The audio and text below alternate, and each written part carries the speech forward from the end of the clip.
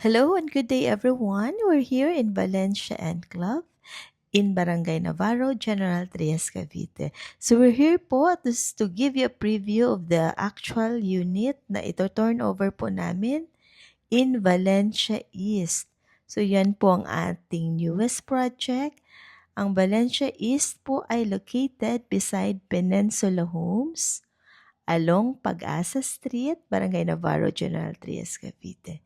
So ito po ang ating actual turnover. Ito yung expect nating ito turnover sa inyo once kayo po ay mag-avail ng unit here. So, as you can see in the previous slides, ang ating pong first floor ay naka-ceramic tiles and ang ating second floor naman ay naka-vinyl.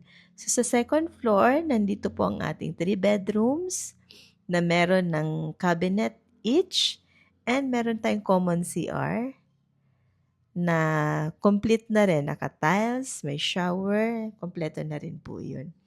So, what is good with this unit is marami po tayong windows dito kaya maliwanag po. So, tipid sa kuryente. And, ayan po, matibay po yan dahil gawang Remolan. Okay. So, sa lahat po ng interested na kumuha ng unit type, LOI sa baba. So, our agents will contact you at para po ma-facilitate natin yung process, ma-explain namin yung process sa inyo for you to reserve a unit in Valencia East, General Trias, Cavite. So, ayan po. Let's take a final look on the first floor. Yan po yung ating CR. And ito po yung ating space for the second floor. Thank you, everyone.